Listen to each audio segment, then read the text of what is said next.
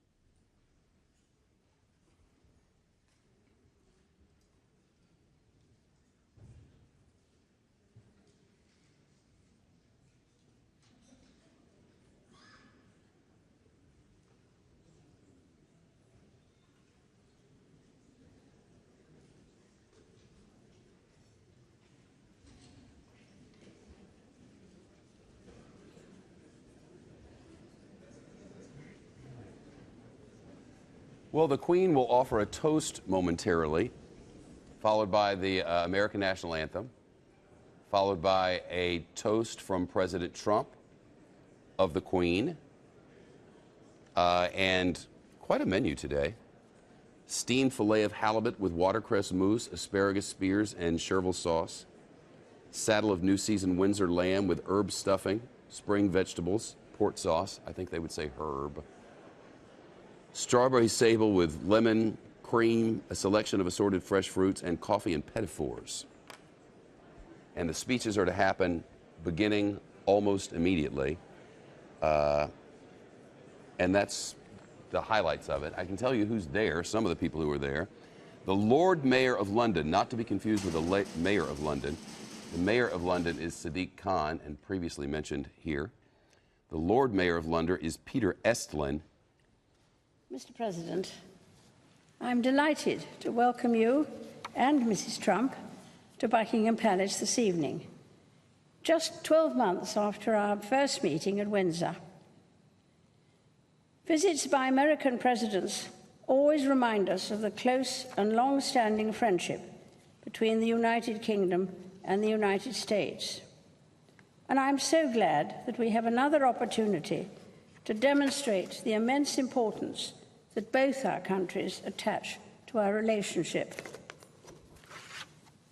In the coming days, you will see some of our most treasured historical buildings, speak to the business leaders whose expertise and innovation drive our economies, and meet members of our armed services, past and present. You will also travel to Portsmouth and Normandy to commemorate the 75th anniversary of D-Day. On that day, and on many occasions since, the armed forces of both our countries fought side by side to defend our cherished values of liberty and democracy. Mr. President, in your State of the Union address this year, you paid tribute to some of the American heroes who risked their lives, and we owe an immeasurable debt to the British, American, and Allied soldiers who began the liberation of Europe on the 6th of June, 1944. I paid my first state visit to your country at the invitation of President Eisenhower. As Supreme Allied Commander, he had ultimate responsibility for the execution of the Normandy landings. In his headquarters in St. James's Square, not far from Buckingham Palace, British and American officers worked closely together to plan the freedom of a continent. And it would be no exaggeration to say that millions of lives depended on their common endeavor. As we face the new challenges of the 21st century, the anniversary of D-Day reminds us of all that our countries have achieved together. After the shared sacrifices of the Second World War, Britain and the United States worked with other allies to build an assembly of international institutions to ensure that the horrors of conflict would never be repeated. While the world has changed, we are forever mindful of the original purpose of these structures, nations working together to safeguard a hard-won peace. Of course, it is not only our security which unites us, but our strong cultural links and shared heritage. Every year, there are almost 4 million visits by Americans to the United Kingdom, with a great number claiming British descent. And with your own Scottish ancestry, Mr. President, you too have a particular connection to this country. We are also bound by the strength and breadth of our economic ties as the largest investors in each other's economies. British companies in the United States employ over 1 million Americans, and the same is true vice versa. Mr. President, as we look to the future, I'm confident that our common values and shared interests will continue to unite us. Tonight, we celebrate an alliance that has helped to ensure the safety and prosperity of both our peoples for decades, and which I believe will endure for many years to come. Ladies and gentlemen, I invite you all to rise and drink a toast to President and Mrs. Trump, to the continued friendship between our two nations, and to the health, prosperity, and happiness of the people of the United States.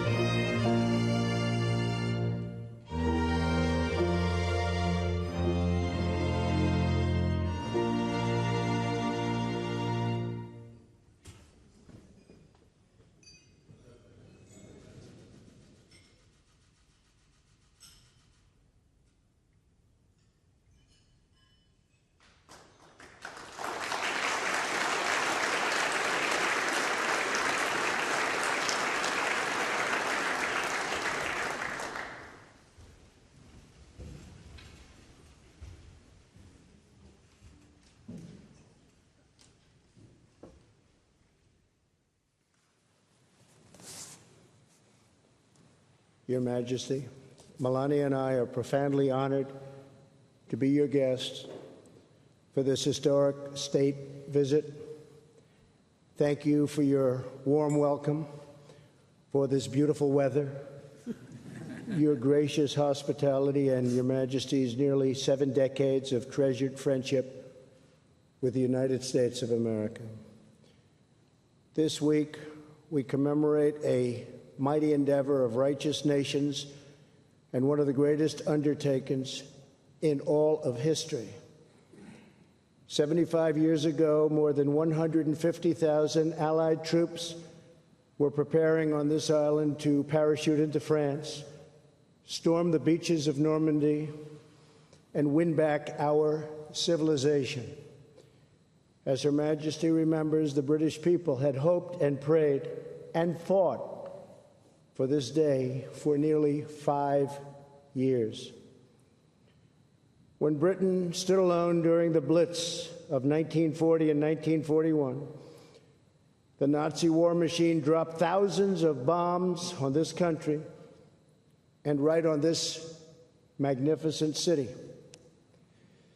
Buckingham Palace alone was bombed on 16 separate occasions. In that dark hour, the people of this nation showed the world what it means to be British. They cleared records from the streets, displayed the Union Jack from their shattered homes, and kept fighting on to victory. They only wanted victory. The courage of the United Kingdom's sons and daughters ensured that your destiny would always remain in your own hands. Through it all, the royal family was the resolute face of the Commonwealth's unwavering solidarity. In April 1945, newspapers featured a picture of the Queen Mother visiting the Women's Branch of the Army, watching a young woman repair a military truck engine. That young mechanic was the future Queen, a great, great woman. Her Majesty inspired her compatriots in that fight to support the troops, defend her homeland, and defeat the enemy at all cost. We also pay tribute to Prince Philip's distinguished and valiant service in the Royal Navy during the Second World War. On D-Day, the Queen's beloved father, King George VI, delivered a stirring national address. That day, he said, after nearly 5 years of toil and suffering, we must renew that crusading impulse on which we entered the war and met its darkest hour. Our fight is against evil and for a world in which goodness and honor may be the foundation of the life of men in every land. This evening, we thank God for the brave sons of the United Kingdom and the United States who defeated the Nazis and the Nazi regime and liberated millions from tyranny. The bond between our nations was forever sealed in that great crusade. As we honor our shared victory and heritage, we affirm the common values that will unite us long into the future: freedom, sovereignty, self-determination, the rule of law, and reverence for the rights given to us by Almighty God. From the Second World War to today, Her Majesty has stood as a constant symbol of these priceless traditions. She has embodied the spirit of dignity, duty, and patriotism that beats proudly in every British heart. On behalf of all Americans, I offer a toast to the eternal friendship of our people, the vitality of our nations, and to the long-cherished and truly remarkable reign of Her Majesty, the Queen. Thank you. Thank you.